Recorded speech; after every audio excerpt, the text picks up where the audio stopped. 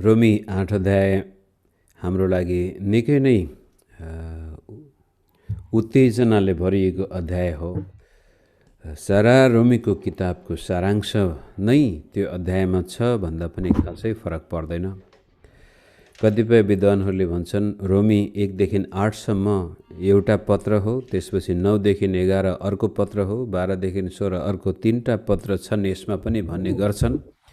तर वास्तवमा पौलले विभिन्न विषयवस्तुलाई क्रमिक रूपले निकै एक किसिमको सोच विचार गरेर लेखिएको वचन हो र 8 अध्याय चाहिँ अहिलेसम्म जति पनि कुराकानी उहाँले गर्दै हुनुहुन्छ त्यसको उत्कर्षमा आएर सुरुमै त्यो एउटा इम्फेटिक एक घोषणापूर्ण वाक्यांश प्रयोग गरेर त्यसको अन्तिम पदमा पनि उहाँले त्यस्तै किसिमले घोषणा गर्नुहुन्छ कि अब ख्रीष्ट येशूमा हुनेहरूलाई पापको दण्डको आज्ञा मात्र नभएर ख्रीष्ट येशूबाट कसैले कुनै शक्ति तत्त्व व्यक्तिले पनि अलग गर्न सक्दैन भन्ने त्यो विजयको एउटा उद्घोषणा रोमी 8मा हामी पाउँदछौँ। त 1 देखि 4 सम्म उहाँले एउटा बडो गजबले वैचारिक हिसाबले पुरानो करारमा परमेश्वरले गरेका सारा प्रतिज्ञाहरू अब्राहमको सन्तान अथवा मसीहीद्वारा भएका छन् भने 5 देखि 8 सम्म आएर त्यो करारले तपाईहरु मेरो जीवनमा गरिरहेको असरलाई प्रस्तुत गरिसकेपछि 8 अध्यायमा चाहिँ सम्पूर्ण क्रिस्चियन जीवनको एउटा विवरण नै छ। परमेश्वरको त्यो मुक्तिको योजनालाई उहाँले पूर्ण रूपले उल्लेख गरेछ। आउनुहोस् हामी आज रोमी 8को 1 देखि 11 सम्म मात्र हेर्न सक्नेछौँ। त्यो पनि धेरै छ, यसका गहिरा वाक्यांशहरू अर्थहरू यसमा छन् तापनि हाम्रो डिभोसनको लागि 11 पदसम्म पढौँ। यसकारण अब ख्रीष्ट येशूमा भएकाहरूलाई दण्डको आज्ञा छैन। पाप र मृत्युको व्यवस्थाबाट मलाई जीवनका आत्माको व्यवस्थाले ख्रीष्ट येशूमा मुक्त पारेको छ। पापमय स्वभावले दुर्बल पारिएको हुनाले व्यवस्थाले जे गर्न सकेन परमेश्वरले गर्नुभयो, अर्थात् उहाँले आफ्ना पुत्रलाई पापमय शरीरको स्वरूपमा पाप बलि झैँ पठाउनु भयो। यसरी उहाँले पापलाई शरीरमा नै दण्ड दिनुभयो। यस हेतुले कि व्यवस्थाको उचित आवश्यकता हामीमा पूर्ण होस्। हामी जो पापमय स्वभाव अनुसार होइन तर पवित्र आत्मा अनुसार चल्दैछौँ। हुन त यो 4 पद माथि 7 अध्यायसँगै टाँसिएको हो। हुन त अब पावलले लेख्दाखेरि उहाँले अध्याय र पदहरू राखेर लेख्नु भएको होइन। यो सरासर सुरुबाट अन्तिमसम्मै उनको कलमबाट निस्केको एउटा पत्र हो, एउटा विषयवस्तु अन्तर्गत भएर नै उहाँले लेख्दै हुनुहुन्छ। र 8को 4 सम्म पनि जुन कुरो उहाँले 7 अध्यायको 14 देखि 25 सम्म व्यक्त गर्दै आउनु भएको छ र भन्दै हुनुहुन्छ कि येशू ख्रीष्ट बिना मानिसको पापबाट मुक्ति पाउने प्रयासहरू सबै व्यर्थै हुनेछन्, किनभनेदेखि त्यो असम्भव छ। मानिस कहिले पनि अब आफ्ना पापबाट आफै मुक्ति आफूलाई दिन नसक्ने अवस्थामा पुगिसकेको छ। अनि त्यसलाई बडो गजबले प्रमाणित गर्न व्यवस्था, चाहे त्यो प्राकृतिक व्यवस्था नियम होस्, चाहे त्यो नैतिक नियम होस् र चाहे त्यो मूसाको व्यवस्था होस्, यी सबै कुराहरूले यो निश्चित गर्यो कि मानिस पापको दास भएको छ, पापको दासत्वमा छ र ऊ स्वतन्त्र छैन। अब मानिस यस्तो दासत्वमा बेचिएको छ जहाँबाट ऊ आफैलाई कहिल्यै मुक्ति दिन नसक्ने अवस्थामा छ। अब यो कुरोको प्रमाण त हामीले चारैतिर हेर्नु पर्दैन। आफ्नो हृदयमा हेरे हुन्छ, आफ्नो मगजमा हेरे हुन्छ, आफ्नो घर परिवारमा हेरे हुन्छ कि मानिस पापको वशमा छ भन्ने कुराहरू।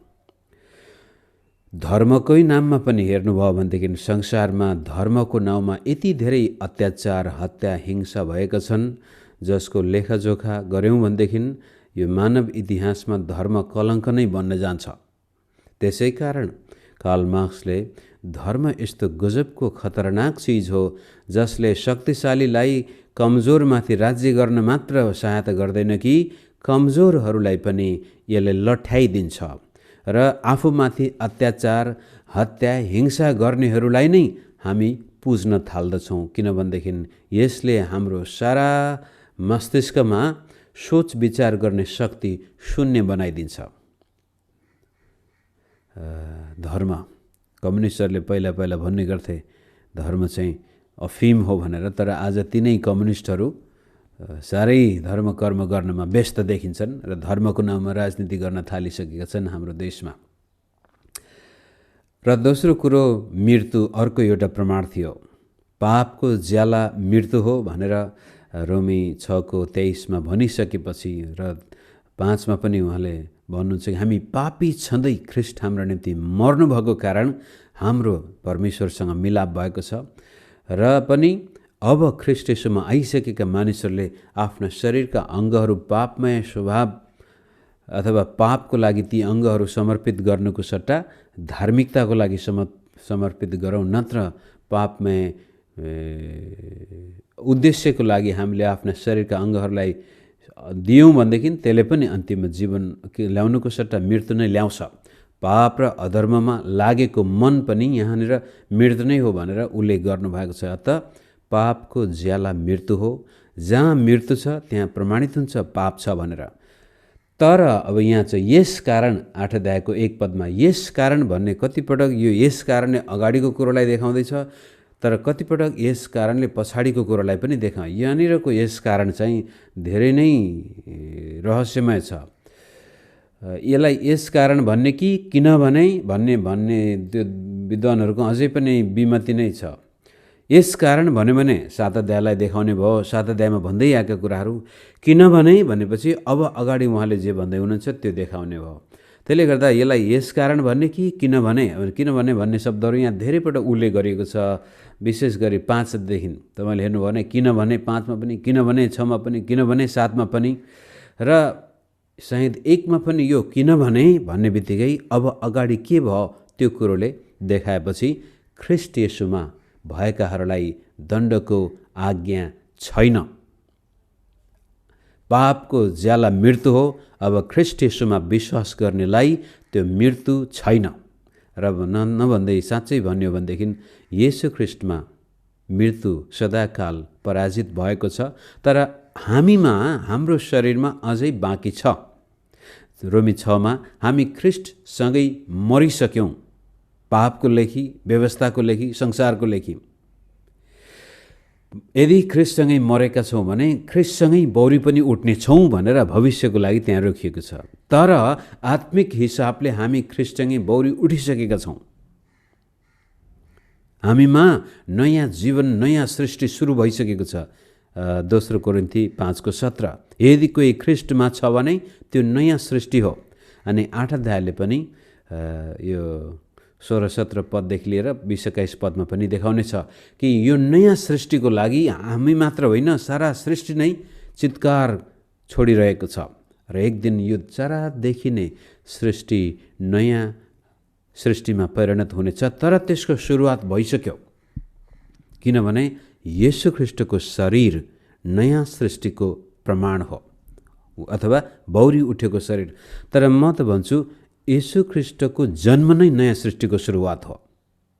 किनभने जसरी आदमलाई परमेश्वरले माटोबाट बनाउनु भयो भनेको छ, पृथ्वीबाटको मानिस भनिएको छ, उहाँ चाहिँ स्वर्गबाटको मानिस अथवा स्वयं परमेश्वरको वचन मरियमको कोखमा मानिसको रूपमा सृष्टिमा परिणत हुन्छ। सृष्टिकर्ता सृष्टिमा आउनुहुन्छ र त्यो नै नयाँ सृष्टिको सुरुवात हो। पुरानो सृष्टिको अन्त्य अथवा कम्प्लिसन हाम्रो भाषामा आदमबाट भएको थियो भने नयाँ सृष्टिको सुरुवात येशू ख्रीष्टको जन्मबाटै भनौँ। तापनि ल ठिक छ, त्यो जन्ममा यो शरीरमा उहाँ हुनुहुन्थ्यो, मरणशील शरीरमै उहाँ आउनुभयो र मारिनुभयो र जब उहाँ मुर्दाबाट बौरी उठ्नुभयो अब चाहिँ अमरणशील शरीर, त्यो वास्तविक नयाँ सृष्टिको सुरुवात भएको कारण मृत्यु पनि अब हारिसकेको छ। त्यसै कारण ख्रीष्ट येशूमा भएकाहरूलाई दण्डको आज्ञा छैन। अब तिनीहरू मर्नु पर्दैन।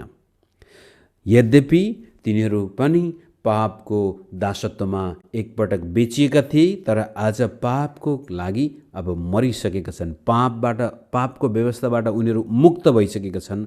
जसरी सात अध्यायको सुरुमै एउटा विवाहको उदाहरण दिएर लोग्ने अथवा स्त्री एक व्यक्ति बाँचुन्जेलसम्म विवाहमा तिनीहरू वैधानिक हिसाबले बाँधिएका हुन्छन्। विधवा अब वैधानिक नियमबाट मुक्त हुन्छ र ऊ विवाह गर्दा व्यभिचारको पाप ठहरिँदैन। त्यस्तै किसिमले येशू ख्रीष्टमा त्यो दण्डको आज्ञा सदाको लागि हटेको छ। किन हट्यो भन्ने अब चाहिँ 2 पददेखि तल, पाप र मृत्युको व्यवस्थाबाट मलाई जीवनका आत्माको व्यवस्थाले ख्रीष्ट येशूमा मुक्त पारेको छ। त्यसै कारण माथिको यस कारण भन्ने शब्दलाई धेरै विद्वानले चाहिँ किनभने भन्ने प्रकारले पनि चलाउँछन्। किनभने पाप र मृत्युको व्यवस्थाबाट मलाई जीवनका आत्माको व्यवस्था, अब यहाँ नयाँ new law of the spirit of life in Christ, जीवनको आत्माको व्यवस्था। अहिलेसम्म पाप र मृत्युको व्यवस्थाको कुरो गरिएको थियो 7 अध्यायमा। अब चाहिँ जीवनको आत्माको व्यवस्था अथवा जीवन दिने आत्माको व्यवस्थाले हामीलाई येशूमा, अब हामी आफै मुक्त भएका होइनौँ, मुक्ति येशूमा। यो गजबको एउटा मिस्टिकल युनियन पनि भन्छौँ हामी। जसरी विवाहको कुरो गरेको छ 7 अध्यायमा, अब हामी ख्रीष्टसँगै एक भएका छौँ। हामी र ख्रीष्ट येशू बीचको त्यो वन फ्लेश भन्ने उत्पत्ति 2 अध्यायमा पनि स्त्री र पुरुष विवाहमा एकै शरीर बन्नेछन्। एफिसी 5 मा पनि एकै शरीर बन्ने कुरो त्यहाँ उल्लेख गरिएको छ। त्यस्तै प्रकारको गजबको युनियन हाम्रो ख्रीष्टसँग भएको कारण पापबाट मुक्ति केवल ख्रीष्ट येशूमा मात्र छ। पापको ज्यालाबाट, दण्डबाट मुक्ति पनि केवल ख्रीष्ट येशूमा मात्रै छ। 3 पद महत्त्वपूर्ण छ। किन त यसो भयो भने फेरि पापमय स्वभावले दुर्बल पारिएको हुनाले व्यवस्थाले जे गर्न सकेन परमेश्वरले गर्नुभयो। अब व्यवस्था दुर्बल होइन वास्तवमा, तर जुन प्रकारको काम व्यवस्थाले हाम्रो जीवनमा गर्नुपर्ने थियो, हामी चाहिँ यो पापमय स्वभावले दुर्बल, मैले भन्दैछु ग्रिक भाषामा शरीर र मासु भन्ने एउटा उपमा लिउँ र अङ्ग्रेजीमा चाहिँ सजिलो छ बडी एन्ड द फ्लेस, सोमा र सार्क्स अथवा सार्किकोस हामीहरू। र यो फ्लेस भन्ने जुन प्रिन्सिपल छ, नियम छ शरीरमा, पापतिर हामीलाई आकर्षण गर्ने नियम छ। यसले गर्दाखेरि मानिस अब व्यवस्थाले दिएका आज्ञाहरू कहिल्यै पुरा गर्न नसक्ने भएको थियो। व्यवस्थाले पनि पापबाट मान्छेलाई मुक्ति दिन सकेन। अर्थात् व्यवस्थाले गर्न सकेन, परमेश्वरले गर्नुभयो। कसरी गर्नुभयो त भन्दाखेरि, अर्थात् उहाँले आफ्ना पुत्रलाई पापमय शरीरको स्वरूपमा पाप बलि झैँ पठाउनु भयो। यसरी उहाँले पापलाई शरीरमा नै दण्ड दिनुभयो। अब मानिसलाई दण्ड भन्दा पनि दण्ड चाहिँ पापलाई आयो। आदमले जब पाप गर्दाखेरि श्राप आएको छ, तर आदमलाई परमेश्वरले श्राप्नु भएको थिएन, जमिनलाई श्राप्नु भएको थियो। परिस्थितिहरू श्रापित भएका थिए। कहिलेकाहीँ हामी परमेश्वरले आदमलाई नै श्रापेको भन्न ठान्छौँ, त्यो देखिँदैन। आदमलाई परमेश्वरले श्रापेको थिएन, तर श्रापित अवस्थामा ऊ बस्नु परेको थियो र पाप नै त्यो श्रापको प्रतीक थियो। र त्यही पापको कारण उसको जीवन श्रापित हुन गयो पछि गएर, र सारा सृष्टि नै श्रापमुनि आयो, जुन कुरो पछि पनि रोमी अध्यायमा हामी हेर्नेछौँ। र त्यसरी नै अब चाहिँ यो पापलाई दण्डित बनाउन, पापलाई निष्क्रिय पार्न, सिद्ध्याउन येशू ख्रीष्ट मानिस भएर आउनुभयो र आफ्नो शरीरमा नै, त्यो फ्लेसमा नै त्यो पापमय स्वभाव सबै छन् ख्रीष्ट येशूमा। ती स्वभावमा नै जसरी पाप सक्रिय हुनुपर्ने थियो, क्रुसमा प्रभु यीशुले त्यो लिनुभएको कारण अब कोही ख्रीष्ट येशूमा छ भने उसमाथि आउनुपर्ने पापको ज्याला सबै ख्रीष्ट येशूमा गइसक्यो। यसलाई चाहिँ हामी अब के भनौँ, अङ्ग्रेजी शब्द छ सब्स्टिट्युसनरी डेथ अफ क्राइस्ट भन्छौँ हामी। येशू ख्रीष्ट हाम्रो सट्टामा मरिदिनु भयो। हाम्रो शरीरमा पापको दण्ड आउनु पर्ने थियो, तर ख्रीष्ट येशूको शरीरमा गएको कारण अब चाहिँ अर्को एउटा शब्द छ इम्प्युटेड राइचसनेस पनि भन्ने शब्द चलाइन्छ। अब चाहिँ जसरी हाम्रो पाप ख्रीष्ट येशूमा गयो त्यस्तै किसिमले ख्रीष्ट येशूले गर्नुभएको विश्वासयोग्यता, आज्ञा पालन र व्यवस्था पालन सबै हाम्रा भएका छन् भन्ने कुरा 4 पदले यसरी भन्छ, यस हेतुले कि व्यवस्थाको उचित आवश्यकता हामीमा पूर्ण होस्, हामी जो पापमय स्वभाव अनुसार होइन तर पवित्र आत्मा अनुसार चल्दछौँ। व्यवस्थाको उचित आवश्यकता, यो आवश्यकता भन्नाले डिमान्ड, यो व्यवस्थाले जे मागेको थियो, जे गर्नुपर्ने थियो त्यो हामीमा पुरा भएको छ। याद गर्नुहोस् यहाँनिर शब्द हामीमा, हामीद्वारा होइन, हामीले गरेका पनि होइनौँ, हामीमा। जसरी हामी ख्रीष्टमा छौँ, ख्रीष्टमा भएको कारण अब व्यवस्थाले गरेका सबै डिमान्डहरू पनि हामीमा पुरा भएका छन्, कारण हामी ख्रीष्टमा छौँ। यो हो मुक्तिको रहस्य। ख्रीष्ट येशूमा विश्वास गरेपछि तपाईँ र मैले येशू ख्रीष्टले गर्नुभएको अथवा परमेश्वरले ख्रीष्ट येशूमा गर्नुभएको यो महान मुक्तिको कामलाई बुझ्यौँ भनेदेखि यसले हाम्रो विश्वासी जीवन साह्रै रहर लाग्दो बनाउँछ। त्यसै कारण रोमी 8 अध्याय चाहिँ हामीले हातमा यो kid in the candy store भन्ने एउटा अङ्ग्रेजी भनाइ छ। मिठाईको पसलमा, चक्लेटको पसलमा तपाईँको बच्चा राख्नुभयो, ल जे चाहियो त्यो छान भन्दाखेरि उसले जे पनि ग्र्याब गर्न सक्छ। त्यस्तै किसिमले ओहो परमेश्वरले मलाई पाप र अधर्म, शैतानिक शक्ति, नरकबाट पूर्ण रूपले छुटकारा दिएको रहेछ भनेर हामी त नाच्दै उफ्रिँदै गाउँदै सबैको सामनेमा टाउकोले टेकेर पनि हिँड्न सक्ने अवस्था आउनुपर्ने हो। यति साह्रो महान काम परमेश्वरले हामीलाई ख्रीष्ट येशूमा उपलब्ध गराउनु भएको छ र जसले ख्रीष्ट येशूलाई विश्वास गर्न गएका छन् उहाँहरूको जीवनमा साँच्चै नै यो रहरलाग्दो दिन आएको छ। दुःखको कुरो आज धेरैले यसलाई स्वीकार गर्न सकेको छैन। विशेष गरी दोस्रो, हामी कसको जीवनमा आएको त यस्तो दिन रमाइलो, एकदमै हामी हात उचाल्दै नाच्दै उब्रिँदै गाउँदै प्रभुलाई धन्यवाद दिन सक्छौँ, यहाँसम्म कि मृत्युलाई अँगाल्न पनि हामी अब हिचकिचाउँदैनौँ ख्रीष्ट येशूको कारण।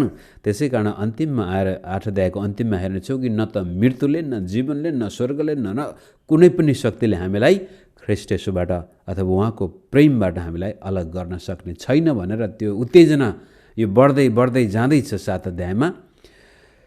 त्यो चाहिँ हामी पापमय स्वभाव अनुसार होइन तर पवित्र आत्मा अनुसार चल्ने भएका छौँ। अब चाहिँ ख्रीष्ट येशूमा आइसकेपछि अब हामी पापी अभिलाषाको अधीनमा छैनौँ, हामी त्यसको दासत्वमा छैनौँ। यद्यपि अब यहाँनिर यद्यपि गलाती 5 अध्यायले बडो स्पष्ट भन्छ, हामी आफै पापको दासत्वमा जान चाहिँ सक्छौँ। परमेश्वरको तर्फबाट पूर्ण रूपले हामीलाई छुटकारा भइसकेको छ, मुक्ति भइसकेको छ, हामी स्वतन्त्र भइसकेका छौँ। तर आफ्नो सोच विचारले, आफ्नो इच्छा शक्ति प्रयोग गरेर जसरी आदम पापमा हिँडेको थियो त्यस्तै किसिमले ख्रीष्ट येशूमा विश्वास गर्नेहरू पनि शरीरका अभिलाषा अनुसार चलेका छन् भने प्रभुले गर्नुभएको यो महान मुक्तिको अनुभव नगरिकनै पिल्सिएरै जीवन बिताउनु पनि बाध्य हुन सक्छन्। त्यो कुरोलाई अझ स्पष्ट पार्न 5 पददेखि लिएर 8 पद निकै गहिरो छ, यसलाई पनि हामीले हेरौँ। किनभने पापमय स्वभाव अनुसार चल्नेहरूले शरीरका कुरामा मन लगाउँछन् तर आत्मा अनुसार चल्नेहरूले आत्माका कुरामा मन लगाउँछन्। यो मन यति महत्त्वपूर्ण छ पावलका पत्रहरूमा। मनलाई हामीले ध्यान नदिएको कारण म बेला बेला मगज भन्ने शब्द चलाउँछु, मगजको परिवर्तन। अनि एउटा विश्वासीलाई त रिस उठेछ क्या हो, केही एक वर्ष भइसक्यो क्या हो, मलाई बेसरी गाली गरिरहेको थियो त्यसले। यो भट्टले जहिले पनि मगजको परिवर्तन मात्रै भन्छ, यसलाई अरू केही कुरो आउँदैन क्या हो भनेर कमेन्ट गरिरहेको थियो मेरो मुनि। अनि जहिले पनि जति राम्रा गर्दाखेरि त्यो व्यक्तिले जहिले पनि त्यो तुच्छ भाषा चलाएर यो क्रिस्चियन नै हो, तर त्यसले पनि देखाउँछ उसको मगजमा कति अन्धकार छ भन्ने कुराहरू। कारण ईसाई जीवन यो मुक्तिको लागि प्रभुले त सबै कुरा गरिसक्नु भएको छ, तर अब त्यसलाई व्यवहारमा उतार्न यो फेरि अटोमेटिक हुँदैन। मैले भन्दै आएको छु, अब त येशूलाई विश्वास गरे अब प्रभुले जबरजस्ती मलाई चाहिँ धार्मिक जीवन पवित्र जीवन बिताउन सायद होइन। तपाईको सोचाइ, तपाईको भावना र तपाईको इच्छा शक्ति जिउँदैछन्। प्रभु त त्यसको विरुद्धमा जानुहुन्न। प्रभुले जे कुरो दिएको छ त्यो फिर्ता लिनुहुन्न। हो, उहाँको अनुग्रहमा तपाईको चारैतिर प्रभुले यस्ता स्थिति सृजना गर्नुभयो जहाँ तपाईले उहाँमाथि विश्वास गर्नुभयो। अब विश्वासको जीवनमा अगाडि जाने अथवा त्यहीँ रहने अथवा पछाडि जाने, विशेष गरी विश्वासी जीवन यो न्युट्रल स्टेजमा आउनै सक्दैन। कि त हामी अगाडि गइरह हुन्छौँ कि पछाडि गइरह हुन्छौँ र एक दिन सदाकाल पापबाट पतन हुने के अरे यीशु प्रभुबाट नै सदाकाल हटेर जाने सम्भावना पनि छ। प्रोग्रेस, हामी प्रोग्रेसमा अगाडि जाँदैछौँ, रिग्रेस पछाडि जाँदैछौँ। त्यसको मुख्य रहस्य सोचाइ, तपाईको विचार, दृष्टिकोण, वर्ल्ड भ्यू भन्छ, दिनदिन जिउने जीवनशैली, येशू ख्रिस्टलाई हेर्ने तपाईको विचार। येशूले मुक्ति दिइसक्नु भएको छ, म पापमै छु। रोमीको 7 अध्यायमा भनेको छ, पावलले पनि भनेको छ, जे कुरा गर्न चाहन्छु म त्यो गर्दिनँ, जे गर्न चाहदिनँ म त्यही गरिरहेछु। मलाई झुट त बोल्न मन थिएन, तर झुट बोल्दाखेरि फाइदा हुने भयो। मलाई भ्रष्टाचार गर्ने मन त थिएन, तर भ्रष्टाचार गर्दा फाइदा हुने भयो। मलाई ठग्ने मन त थिएन, तर ठग्दाखेरि अलि फाइदा हुने भयो। यसकारण आशा छ प्रभुले बुझ्नुहुन्छ होला भनेर यसरी नै पापमय स्वभावतिर नै हाम्रा मन लागेका छन् भने त्यसले खतरनाक सङ्केत गर्दैछ कि मृत्यु उत्पादन हुनेछ। यहाँ हामी पढ्दै जाउँ 6 पद, किनभने पापमय स्वभावमा मन लगाउनु चाहिँ मृत्यु हो, तर पवित्र आत्मामा मन लगाउनु जीवन र शान्ति हो। रोमी 7 अध्यायमा त्यो शरीरमा एक किसिमको नयाँ, मेरा शरीरका अङ्गमा नयाँ नियम म देख्दैछु, पापमय स्वभावको नियम म देख्दैछु। त्यो चाहिँ हो वास्तवमा शरीरमा लागेको मन, पापमय स्वभावमै रमाउन चाहने मन, पापबाट पश्चाताप गर्न नचाहने मन, परमेश्वरको आज्ञा पालन गर्न नचाहने मन, आफ्नै मन खुसी गर्न चाहने मन, आफूलाई जे सजिलो लाग्छ, आफूलाई जे पाएक पर्छ, आफूलाई जहाँबाट फाइदा हुन्छ त्यसलाई अर्को वैज्ञानिक भाषामा सेल्फिस जिन र मानवीय भाषामा स्वार्थीपन। मलाई मेरो, म ठिक छु, म भने सब ठिक छ, मलाई अरू केही चाहिँदैन। आफू बाँच्नको लागि अरूलाई मार्ने मन, आफ्नो फाइदा उठाउन अरूलाई प्रयोग गर्ने मन, यो मनले अन्तिममा मृत्यु ल्याउँछ। 7 पद 6 पदकै किनभने पापमय स्वभावमा मन लगाउनु चाहिँ मृत्यु हो, तर पवित्र आत्मामा मन लगाउनु जीवन र शान्ति हो। याद गर्नुहोस्, व्यवस्थाले हामीभित्र पापले कति शक्तिशाली काम गर्दैछ भन्ने कुरा देखाएको छ र पापको ज्याला मृत्यु हो। र यहाँनिर भन्दैछ जो ख्रिस्ट येशूमा छन् अब तिनीहरू पाप मुक्त भएका छन्, ज्याला मुक्त भएका छन्, अब तिनीहरूमा दण्डको आज्ञा छैन, किनभने अब तिनीहरू आफ्नो मनलाई पवित्र आत्मा अनुसार लगाइरहेछन्, चलिरहेछन्, आत्मा अनुसार हिँडिरहेछन्। तर जो ख्रिस्ट येशूभन्दा बाहिर छन् उनीहरूको मन पापमय स्वभावमै लागेको छ। यदि हाम्रो मन पनि अझै पापमय स्वभावमै लागेको छ, पापमय स्वभावमा लागिरहन्छौँ भने हामी सायद ख्रिस्ट येशूमा छैनौँ। यो खतरनाक घन्टी बज्नुपर्छ यहाँनिर। जीवन र शान्ति हो, किनभने पापमय शरीरतिर लागेको मन चाहिँ परमेश्वरप्रति शत्रुता हो। परमेश्वरको व्यवस्थाको अधीनमा त्यो हुँदैन, न त त्यो कहिल्यै हुन सक्छ। पापमय स्वभावको वशमा हुनेहरूले परमेश्वरलाई प्रसन्न पार्न सक्दैनन्। अब यहाँनिर आउँछ हिब्रू 11:6, पापमय स्वभावमा लागेको मन भन्ने बित्तिकै ख्रिस्ट येशूमा परमेश्वरले हाम्रो लागि गर्नुभएको कामलाई स्वीकार गर्न नसक्ने मन। अनि हिब्रू 11:6 चाहिँ विश्वास बिना परमेश्वरलाई कसैले पनि प्रसन्न पार्न सक्दैन। अनि रोमीको किताबको मुख्य कडी पनि धर्मी जन विश्वासबाटै जिउनेछ। कसको विश्वास भनेपछि त्यहाँ आएको छ ख्रीष्ट येशूको विश्वासयोग्यताले हामीलाई धर्मी बनाएको कारण जब हामी ख्रीष्ट येशूमा विश्वास गर्दछौँ त्यसपछि हामी ख्रीष्ट येशूको विश्वासमा सहभागी हुन्छौँ र त्यो हाम्रो विश्वास बन्न जान्छ, जुन विश्वासले परमेश्वरको सामनेमा हामीलाई धर्मी ठहराउँछ। र त्यो विश्वासद्वारा जिउने मानिस आज पापको दण्डबाट मुक्त भएको छ, त्यो परमेश्वरलाई प्रसन्न पार्न सक्छ। तर ख्रीष्ट येशूमा दिएको यो मुक्तिको योजनालाई विश्वास नगर्ने मानिस पापमय स्वभावमै छ र त्यसले अब जतिसुकै नैतिक जीवन बिताउन खोजे पनि त्यसले सम्भव छैन, परमेश्वरको शत्रु ठहरिनेछ। एक अध्यायमा नै यो मगजको बारेमा कुरा गर्दाखेरि हेर्नुहोस्, यो अङ्ग्रेजी शब्द छ कग्नेटिभ कन्भिक्सन भन्छु म त्यसलाई। मानसिक हिसाबले, चेतनाको हिसाबले निर्धक्क बन्न सक्नु।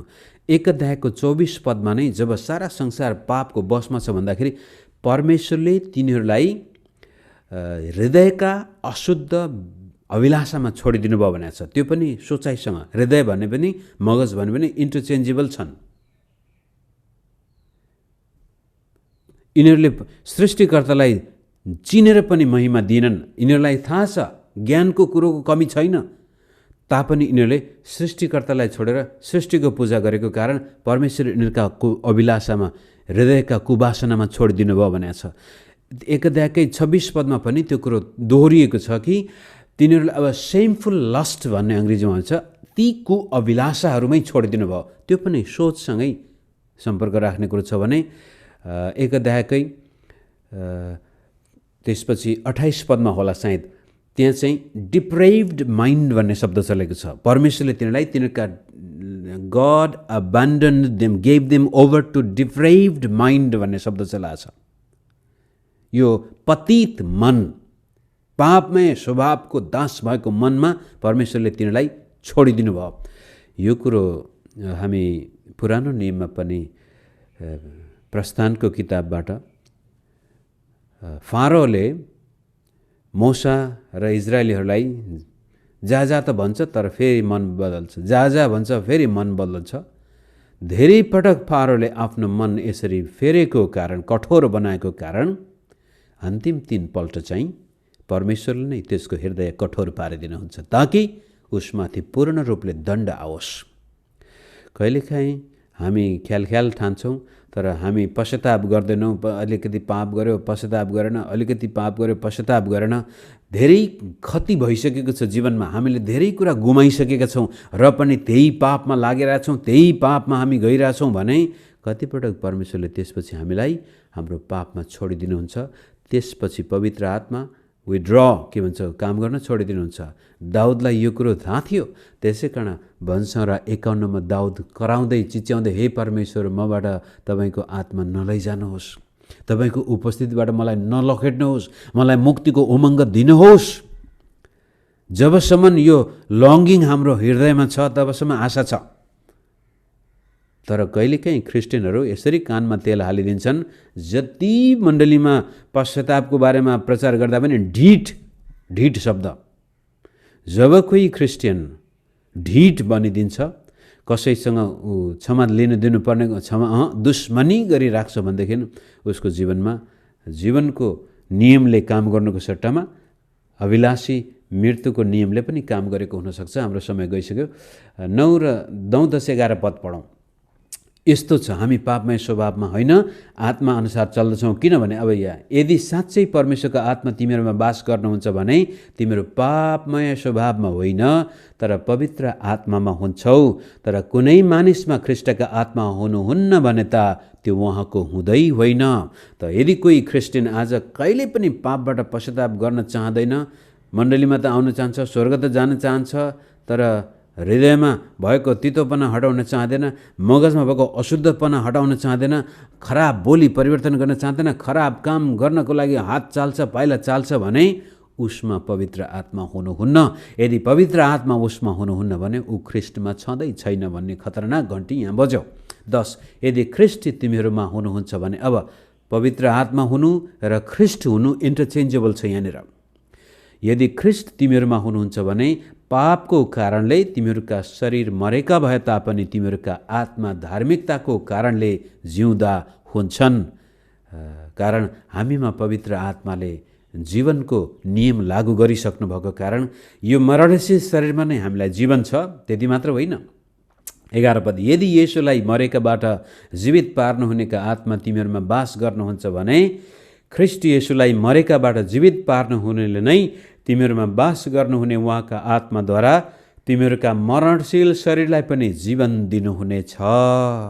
अब यो जीवन दिनुहुनेछ भन्ने कुरा पक्कै पनि पावलले पुनरुत्थानलाई सम्बोधन गर्दै हुनुहुन्छ। तर पुनरुत्थान हुन अगाडि नै यो नाशवान शरीरमा हुँदाखेरि नै हाम्रो शरीरले पनि आत्मिक सिद्धान्त अनुभव गर्नेछ। हाम्रो शरीरमा जीवन हुनेछ, चङ्गाइको सम्भावना म देख्दछु यहाँनिर।